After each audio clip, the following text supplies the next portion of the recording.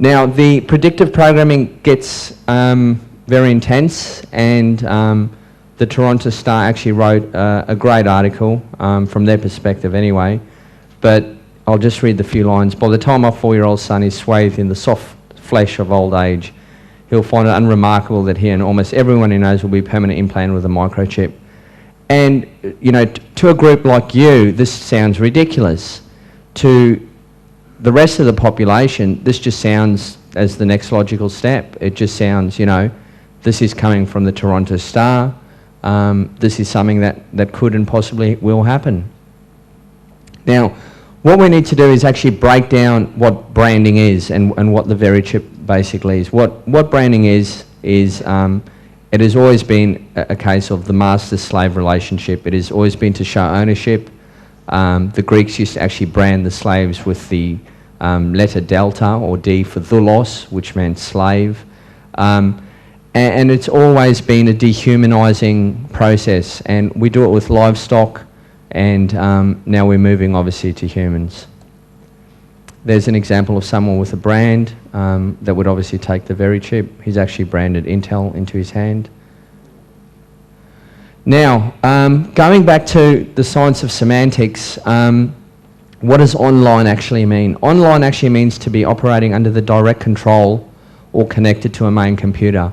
So when you are online on the computer, you are just online via other PCs, and you're connected to a mainframe or to the World Wide Web. If one has a VeriChip, you're basically under the direct control of a mainframe. So what is happening is this gradualization to move more and more of you online, with the ultimate goal is to basically have you with an RFID chip where you are communicating to a mainframe and basically owned. We'll continue with that. Digitize. What does digitize mean? It is to convert data from digital form and to use it into a computer. So what happens is, when they take a biometric of yours, they take a physical measurement, they basically apply an algorithm to it, and then they get a number of your man, which then basically ends up in a mainframe. Now, the lust for data is so much that they want as much biometrics or as many biometric markers of you as possible to get the number of your man that is the closest to the physical match that you are. And everyone has seen it. You've gone from retina scans, you've gone to you know, iris scans, fingerprinting, gait, you name it. We'll cover it later. But we're just covering the semantics of the words, because what we're trying to prove, they're telling you what it is. They're telling you what it is. Like the World Wide Web, why choose the word web? So if you need to be meshed into something, and that is part of the plan, like IBM said, that we want to basically connect you into a network. What is a web? A web is basically something that snares, entangles, or traps.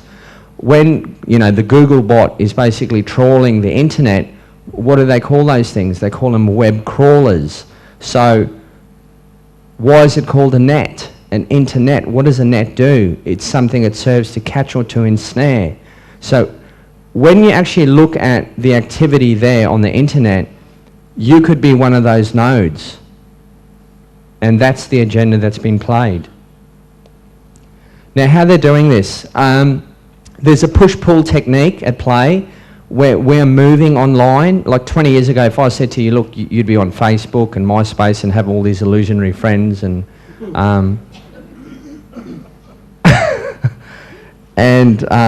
you know, we'd be living so much of our lives online. 20 years ago, that would sound like science fiction, but it is science fact.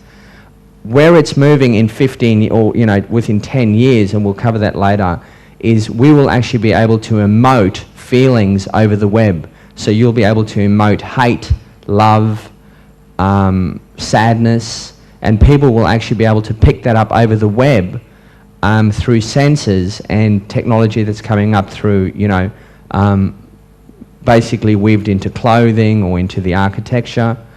So what it comes down to is, as the bandwidth of phones increase, like 3G, and the Apple iPhone will be a major accelerator of this technology, you'll find apps like augmented reality, which is the picture just down at the bottom, and then 4G will allow so much bandwidth that you'll see applications that will absolutely rock your mind. And look, I'm not a technophobe. I've worked for Apple and for Xerox, but as a person who likes technology, technology now has basically is starting to become an enemy. And you need to, even if it's not for yourself, you need to understand that you need to engage with your children and your grandchildren, because they are being sucked into this net. Pull techniques. How do they pull us into the net willingly? Facebook, Friendster, Twitter, Dig.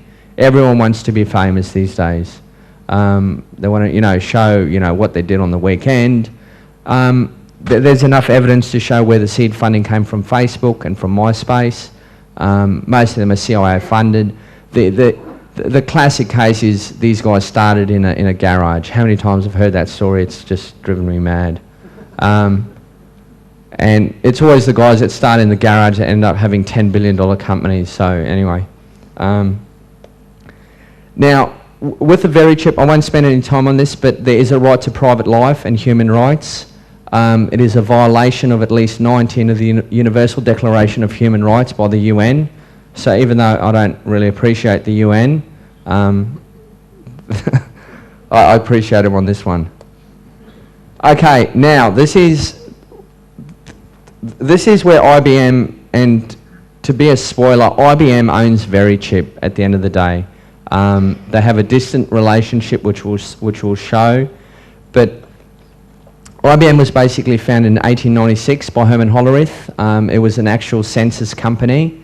From there on, once it got the census contract with the US, which it continues to have today, except the US citizen now gets to have his front door GPSed as a favour, what you're seeing there in the middle is the tabulating machine. So that was basically the first computer, in a sense, that allowed for software programming. So what would happen is you would have the Nazi regime basically coming to IBM and saying, look, what we want to do is have a racial census. We want to have occupations put on, locations, inventory, stock, and IBM would then basically create a punch card, very much the software engineering right now, where it's an application. They've come back with a software product that meets their needs, and as a result of that, with the processing of 64,000 cards per hour, the tabulating machine was actually, it was possible to locate, let's say, all the homosexuals that were living in Poland that happened to be carpenters. And with that information, IBM, utilising obviously the railway system that was also run on the punch card system, could obviously meter out the undesirables with far greater efficiency.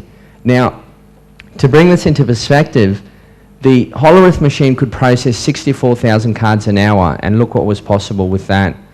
The Blue Gene processor processes 22.8 million computations per second. Okay, so keep that in perspective. It's out of control. The smoking gun as well is IBM, even though they deny it, we work closely with a gentleman called Edwin Black, who wrote IBM and the Holocaust, and if anyone wants a bulletproof expose on how the IBM regime conducted themselves, they have no response. So the information company has no response. They've lost all the details. But that's what you expect from psychopaths anyway.